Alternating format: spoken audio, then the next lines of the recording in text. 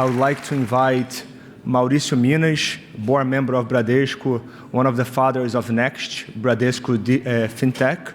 And I also would like to invite Marcelo Flora, the head of BTG Pactual Digital.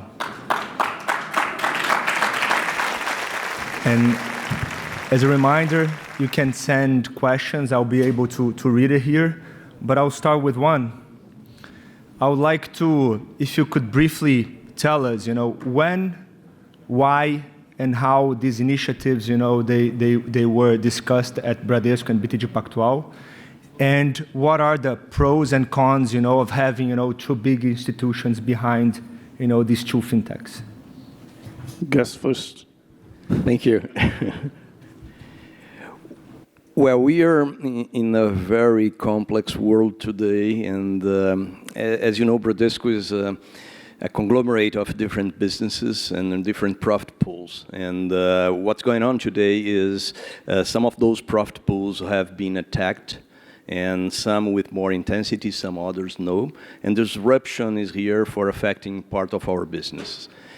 We don't believe one single business model is enough for us to be sustainable in the long run onto those profit pools which are under disruption. And that said, retail banking is one of the areas that we see as a low-hanging fruit for disruption. And our intention with Next is, instead of playing defense mode and trying to avoid the fintechs to come into this new space, why not to be a key player and relevant and playing offense mode? Then Next was thought and it was executed for us to be a relevant player and a winner instead of survivor in the new economy. And that said, Next was initially separated from the bank. There is a new set of skills which was put together, and I will have the chance during the panel to go through it. And so far, very successfully, it runs in parallel to the traditional bank, the incumbent one that has been successful so far. We are able to keep our profitability at the levels we're expecting. But anyhow, as I said, let's play offense mode and to run with two different horses in this race. Well, from our side, I think it was natural. We always saw the U.S. economy here, Charles Schwab, Fidelity, and everything related to online investment platforms. And during a certain time, we were there inside Pactual or BTG Pactual waiting for our opportunity to try to replicate this business model. And in 2014, we started with a startup approach, implementing the project into phases. So first phase was March 2015, and then different other phases over the time, and until 2017 when we went public for the market. But from our perspective inside the bank, it's a huge opportunity. So the business model of the retail in Brazil was very dependent on the brick and mortar branches, and for the first time in our history, we were living a moment where you don't need brick and mortar branches to open accounts and to reach the final clients. So it's a huge opportunity. We believe it's a kind of a secular trend. So our market share in the retail or high-income retail is near to zero. We are growing a lot, but when we compare to other competitors, more than 90% of the wealthy of Brazilian families are still being invested in 5 big retail players. So what we believe is in the next few years, our market share will improve, and we are very excited with that. Perfect. I think that the goal of these two initiatives, of course, is to generate in the longer term a stronger bottom line for both institutions. But I think that both banks are learning a lot from these initiatives, right? So I think that the whole ecosystem probably improves. In the case of BTG Pactual, I think you have the funding, you have the technology that you are implementing that you can, let's say, you can use in other areas. In the case of Next, you can take, a lot of what you learn with these new clients, to Bradesco. So it would be interesting if you can share with us some of the things that you've learned and how you can use these initiatives to improve the ecosystem of the whole group. Well, before answering the specific question, let's think about how Bradesco operates. We have a very strong distribution structure that for decades is very powerful and efficient in terms of selling whatever financial product we have behind it. When you talk about digital platforms, we do that in the other way around. First, you have to engage people. And people's engagement comes with a better experience. And we map that into journeys, things that people do in their regular lives, and a nice design, and a smooth journey that would attract and retain people in the long run. Then the go-to-market strategy is absolutely different. One's upside down if compared to the other one. Then there's lots of experiences or use cases we developed at Next that potentially are useful for Bradesco as well. I can give you a couple examples. The onboarding into Next, the journey for people to become a client and to become a checking account holder, we learn on Next how to do it, and we deploy it at Bradesco's app. And today, we acquire customers almost at the same level of the physical branches through digital. The other thing we learn is we have a platform of AI, artificial intelligence, that's called BIA, Bradesco Inteligência Artificial. And that platform, basically, it comes before people talk to Next and talk to Bradesco. Through those engines, we can retain more than 2/3 of any chat that comes into us. Then quality of customer support improved dramatically. Then the NPS, which is one of the key metrics for NPS, is customer support also improved. So on and so forth. Then there's lots of experiences and things. Most of those are leveraged by technology that were applied into Bradesco's world as well. Well, I think from our side, the experience we had with digital was interesting in order to let us build the necessary confidence to start different other initiatives. So we have just brought Amos to be part of the group, and we had a number of other initiatives. We focus on retail and operational leverage on technology, and nowadays we are very confident that we can do that the same way we did in the investments with digital. We have Banco Pan, Two Seguros. We can replicate that in other fields. So and one of the things that we learned is that we have to try to move fast.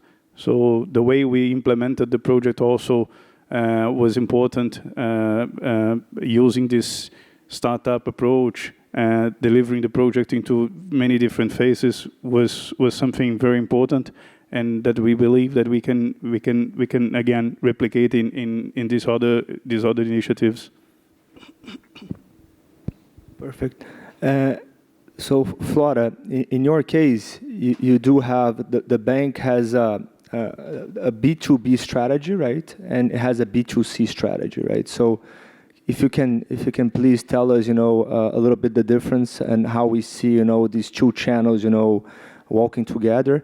And in the case of Mauricio, if you can tell us a little bit the importance of the branches, right? Because we see today a lot of new entrants saying that, look, branches are bad, branches, are not worth a lot. And we were just chatting, a couple of hours ago, and you were talking about the relevance of branches, because in Brazil still, 50% of the individuals, they just use pretty much cash, right? So if you can both comment on that.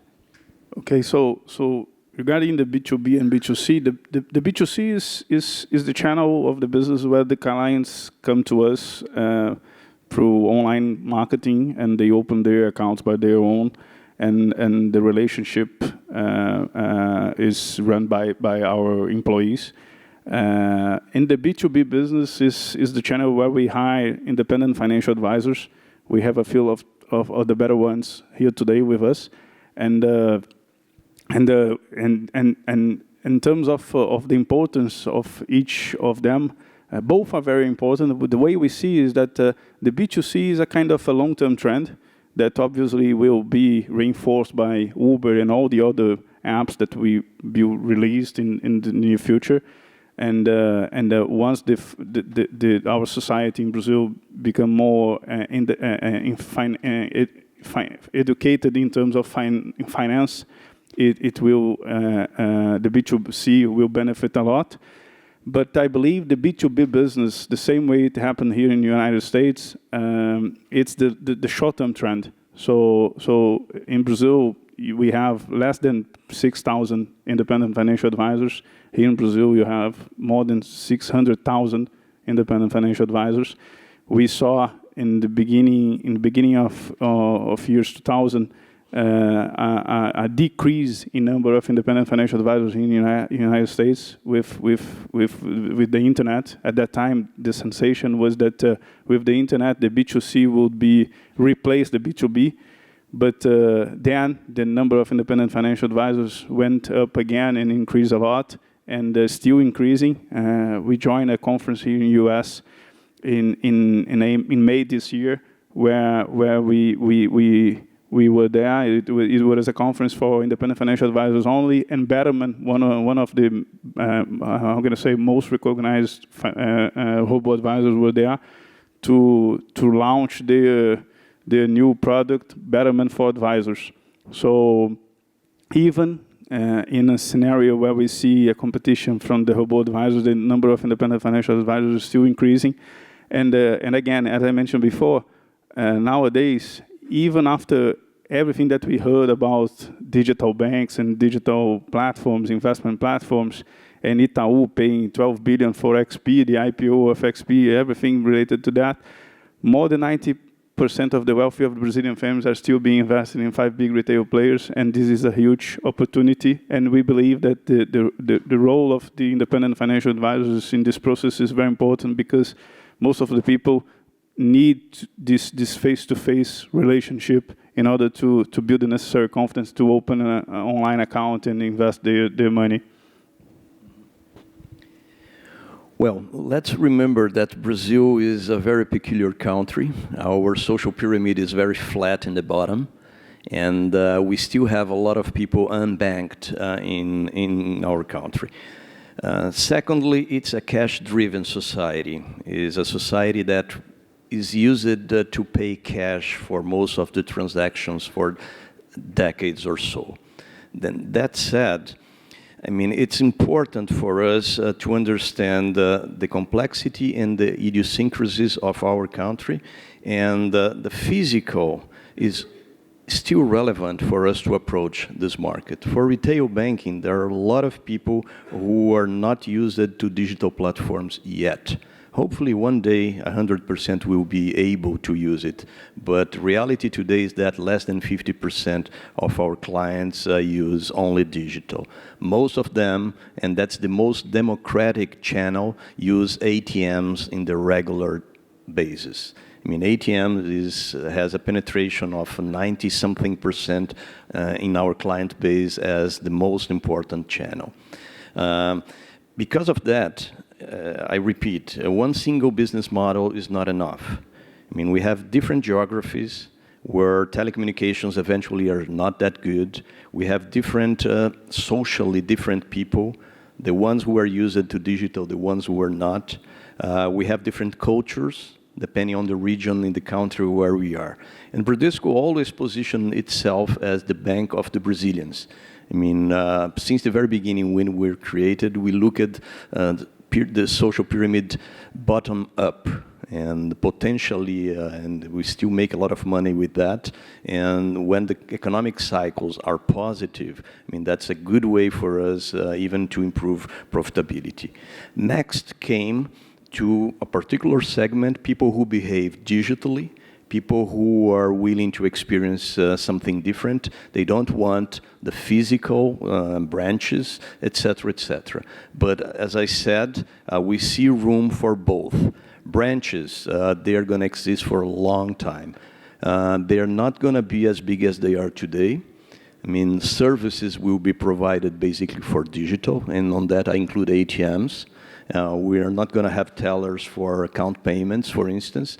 Then, because of this, the number of people within the branches will be smaller than today's. It's going to become much more a product, a point of sale. It's going to become a place where networking will happen. But we don't see this physical digital model going away as far as we can see. I have a question here from the audience. Each of you have taken a different branding road. Next, it's a totally different brand from parent Bradesco, and BTG Digital is building on BTG Pactual's brand. Can each of you please justify, support your decision? Please. Well, I can start. It's important for us to decouple Next from Bradesco, for many reasons. First, because we are addressing people who potentially are not happy with traditional banks, incumbents. And remember that more than 90% of Next customers, and the same is valid for our competitors, they already have banking accounts. And we are not addressing necessarily the unbanked, but we are addressing the banked. And then branding and this new experience was fundamental. Secondly, decoupling also means a different culture. What we are competing for is talents. I mean, talents are scarce, talents are required for us to be successful in the digital platforms. It's not anymore financial capital, but it's intellectual capital. Branding differently, having a different culture, and a governance that's much more like a fintech than an incumbent is fundamental for us to succeed in the long run. That's some of the reasons why we name it Next differently. Well, in our case, it was right the opposite. We considered our brand an inspirational brand. So we are very well known as an investment bank, as a wealth manager, and we are one of the top wealth managers in Brazil. And so the idea was try to enjoy this brand, this aspirational brand, and the digital was a kind of to give us some freedom in order to make mistakes and without problems to the traditional investment bank, and obviously behind the strategy we discussed a lot internally about that, but in the end what we saw in our competition and what we see is that there's a number of other competitors, all of them brokers with nice brands, but behind those nice brands, old brokers with a different brand than us. So the idea was try to deliver to the clients something with a very good quality in terms of services and products. We have been delivering to the clients the same offering that we have in the wealth management to the retail. So this is the reason why we decided to go with BTG Pactual and add the digital. Perfect. I think this question is a little bit more towards Mauricio. Right? I know that you've been traveling a lot, right, to see new trends, new markets. I think you mentioned earlier that you've been to China 3 times the last 12 months, right, which is a lot. and that China is very particular. But if you can tell us, something interesting, something that you learned that you can bring to Bradesco. I know that with Next you have this intention to become sort of a super app, right, in the future. So if you can give us, some tips, some ideas of what this can be in the future. Well, Rosman, I think we can't compare one country to another because realities are very different. In China, retail banking didn't exist. All the banks were put together for financing their infrastructure. Only the rich people were attended by retail banking. Then it was a great opportunity for newcomers with different models to come in and to be successful. But on the other hand, we can take some of whatever they did there and to adapt, and that's valid for us in the case of Brazil.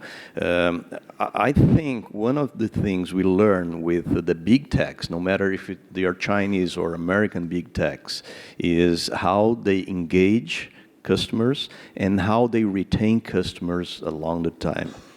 And that goes back to the super app approach. Since the very beginning, we felt Next was not enough to focus on financial services. In addition to that, we create a concept that we call MIMOs. MIMOs are partnerships with top-notch digital platforms, things that people do in their day-to-day business or day-to-day lives, as a matter of fact. And people like Uber, Airbnb, McDonald's, Cinemark, so on and so forth. I mean, the best experiences, some of those are high-frequency use cases, some of those are not. But then we started opening up and bringing in adjacent experiences for us, not only to capture, but also to engage and also to retain customers in the long run.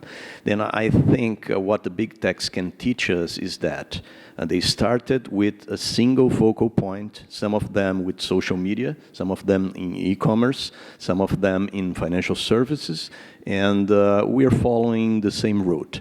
For us to be successful, we have to improve the usability and the feeling of that platform every day. Otherwise, benchmark and the bar will raise, and people start comparing, your NPS will go down, and we're going to lose customers. Then one of the ways of doing so is aggregating new things and creating ecosystems that transcend financial, and that's the basic concept of super apps. It's a buzzword. It doesn't mean much, but it does mean, for you to be sustainable and retaining customers, you have to improve all the time. So now this question a little bit to Flora. We've seen a lot of competition in these, let's say, brokers, independent financial agents, but we also have, companies trying to come with a new approach through robo-advisors, right? So do you think that robo-advisors, they can disrupt the market, or what's your view? Well, it's a good question, and as I mentioned before, in this last event we joined this year in June this year here in New York, most of the questions were about that, and what my view is that when we look at the books that the economic books that are being sold. They are not technical books anymore. Are books talking about misbehaving and how the emotions can affect the way we deal with finance and investments. So I would say that the role of the independent financial advisor is kind of a relationship between a psychologist and because. If you follow the books, it's easy to have your asset allocation. In the long run, the equity portfolio will perform better than the fixed income, and everything will end well. But the point is that it's very difficult to keep your portfolio in the tough times. So I think the main role of the independent financial advisor is to help the clients, to provide them confidence, to keep the portfolios during the tough times, and try to enjoy the better opportunities that the market offers. I would like to know your view on how important is the credit, right? At the end of the day, you are both banks, part of bigger groups. We see a lot of, let's say, new entrants that they do have, or they claim they have a better service or a better experience, but the cycle has been very favorable, right? Low interest rates everywhere. So if you can tell us a little bit, the importance of the credit, how dangerous it could be, and if you think that this is the main competitive advantage that you might have against, let's say, new entrants, fintechs, or even brokers, not linked to big banks or to banks. Well, credit is the best way for us to monetize the platform, where the spreads are. Even though you're right, they are shrinking. I mean, competition came and the interest rates are down, and we have to live in this new environment. I think being an incumbent and for us to consume in Bradesco's credit engine is an advantage because it gives us a speed in the go-to-market. We can accelerate our business models because of that. There is lots of learns and lessons that we have to learn in this journey because digital platforms, you go to open ocean, which is different from where you have physical contact and you know the person, so on and so forth. I think, and that's valid for the whole globe, including China, we still have lots of things to do for getting better conversion ratio. Because on the other hand, one of the main reasons for customers to engage into a platform is to have access to credit. Sometimes we lose customers because we don't give them credit, and they tell us that. Then what we've been doing is really to enrich our databases, to aggregate more data, because the credit ratio, I mean is basically is based on the quality and the amount of data you have about a single person. Then the idea here has been to develop new algorithms to enrich, as I said, the databases, to get information which is non-structured, to understand how people behave, and then to start improving conversion ratio. And amazingly, although banks are probably the industry that has the vastest amount of data about people, we haven't been used at that accordingly. I mean, we do have a gold mine underneath ourselves, and just recently we untapped this gold mine to really use the information that we potentially have. Then it's a work in progress. It's going to improve, and conversion ratios will be much higher. Although it depends, of course, on the economic cycles. In Brazil, as you know, we are just passing the turning point, in my opinion, and potentially for the future, we're going to give more credit. Well, inside our digital platform, we already offer what we call Lombard loans or collateralized credit, where we have other assets as guarantee. So we already have been doing that, and nowadays our home broker is our equity platform is the only in Brazil where we don't stop the clients in the end of the day when the market goes against their positions. We convert into credit. We charge 0.20% a day, and we share this revenue with the independent financial advisor. But the consumer credit it's more in strategy where Banco Pan will focus on, and I would say that the great opportunity that we see in credit inside digital is offering the credit as an opportunity to the independent financial advisors who can, how can I say, use their relationships in order to originate this kind of opportunities with their clients. And so it's a great advantage that we have against other investment platforms, considering that all of them are brokers. Mauricio, I think the CEO of Bradesco mentioned in a recent interview that Next had a NPS of somewhere between 30, 40, and that the goal was to go to 80. So, and he mentioned that more recently that the number has improved materially. So I just wanted to confirm if that's true, and if you think that there is a, let's say, there is a perfect sweet spot for the NPS, because let's say, of course, naturally, the higher, the better, right? But probably, if you want to have an NPS, I don't know, of 90, it might be maybe inefficient or it costs too much. So if you believe there's a sweet spot for the NPS, or if the goal is to go, you know, all the way up, and in the case of BTG Pactual, if you can comment, not necessarily giving numbers, but the evolution, you know, if there's any difference, you know, between the NPS of the B2B and B2C, you know, how often you track that, you know, if you can share some of that as well. We are a kind of a new digital bank. We've been in the market full speed for about 1.5 years. And the first year, we had to stabilize the platform. Stabilizing means no bugs, having the greatest experience, the right design, so on and so forth. Then NPS is a journey. As Octavio mentioned a couple months ago, it was around 30, which is not reasonable for digital platforms.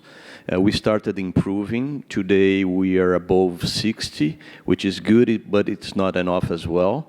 And the question here is not, we're going to reach 80. Yeah, we're going to reach 80. But it's a moving target, because when we get there, competition will be as efficient as we are.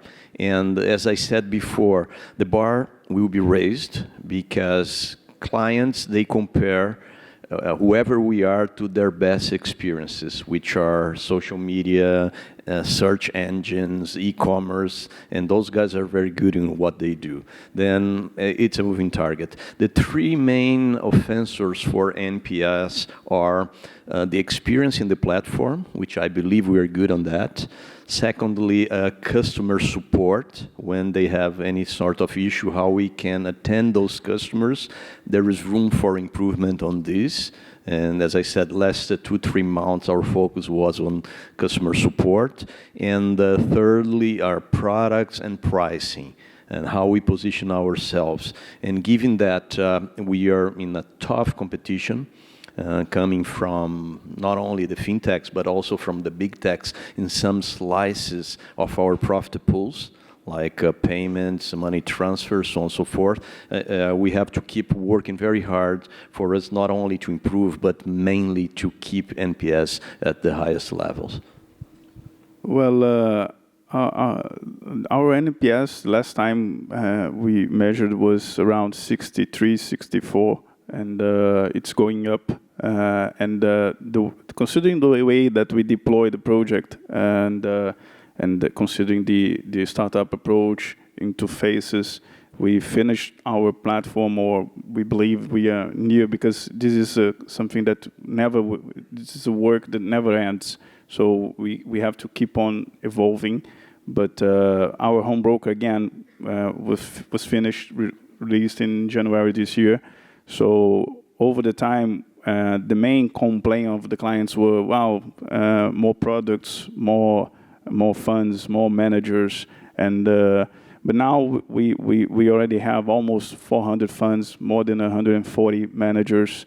We have the home broker working, and that's why the NPS increased and have been increasing over the time, and. A few other comments, and we see the older clients they give us better grades than the young ones. And this is interesting, and as Mauricio mentioned, nowadays we have to compete not only between ourselves, the institutional, the financial institution, but also the good experience people have with Uber and Airbnb and Waze and everything related to this new economy. Have another question from the audience here. This one is, I think, is more for Mauricio, but Flora, feel free to add. You just mentioned that incumbent banks have a goldmine of data about their customers, which they should be able to use to grant credit and engage clients. Is this goldmine threatened by open banking? Why or why not?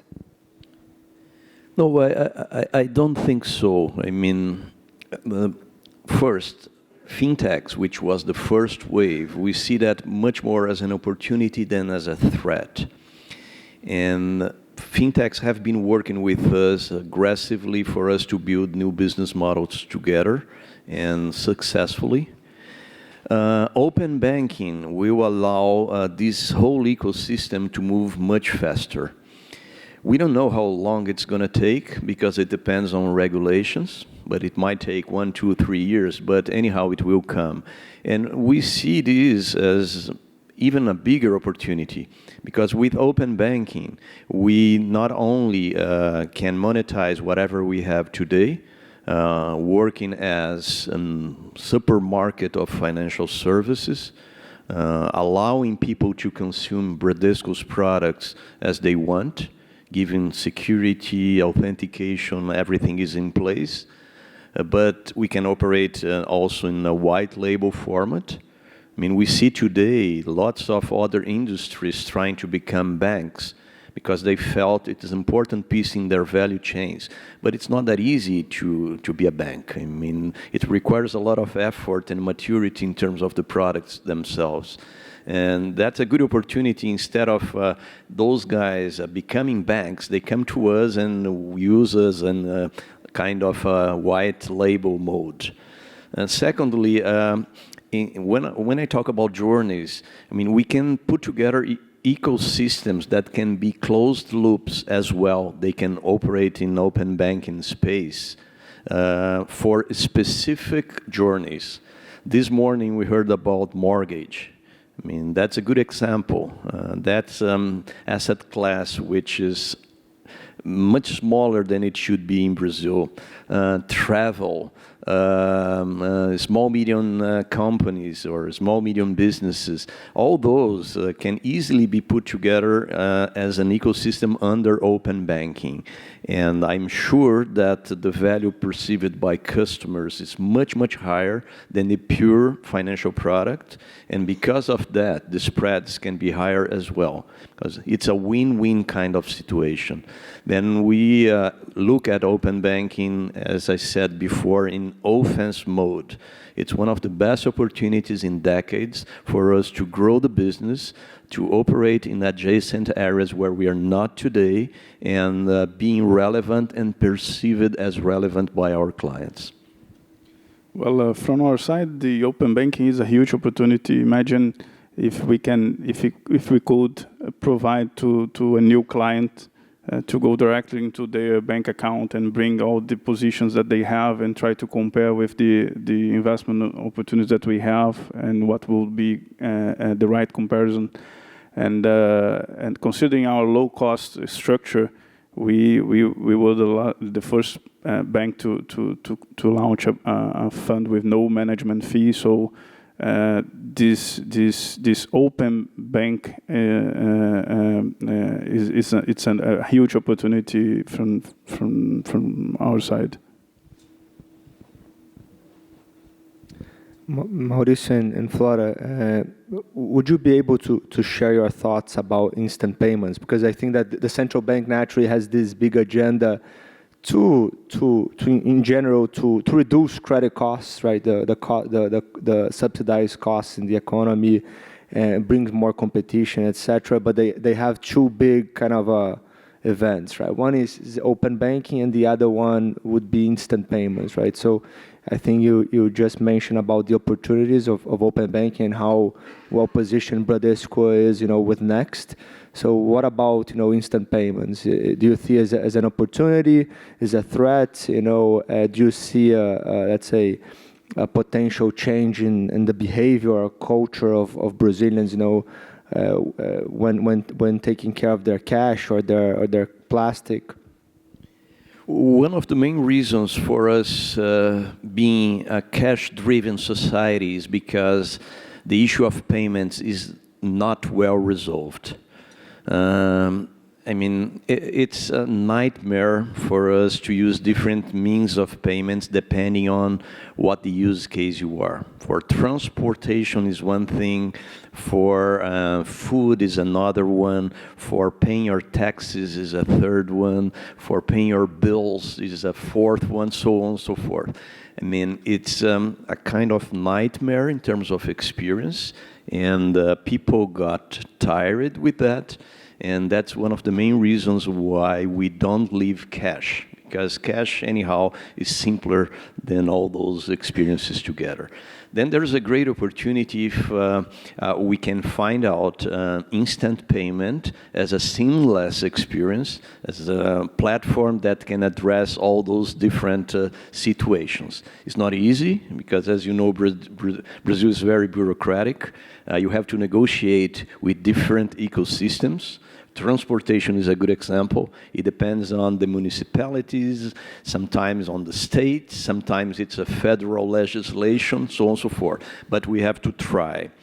The other thing is we should bring the unbanked people into this new platform. And for that, checking account is not the way to bankerize. That's why payment accounts were put together, even by the legislator, the regulator, and that's a way to go.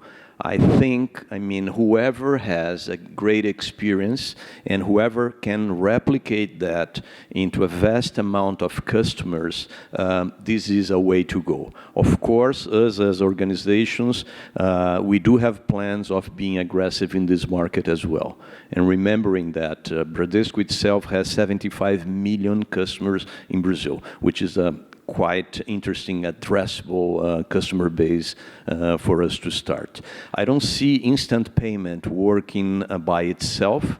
It can't be monetized only as payment, but if you add financial services and if you expand the experience and the model of a super app I've mentioned before, that's an important and key component for us to make high-frequency use cases successful.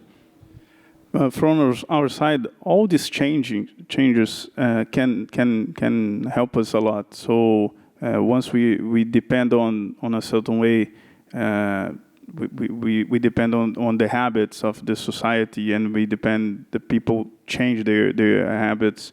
We believe that everything that will be new in this financial scene can benefit our business model. So this is our view.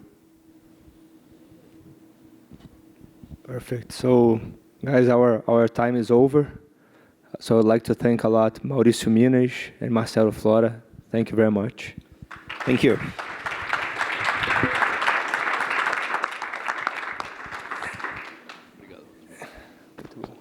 And I would like to please invite Marcelo Flora as well to the final remarks, right?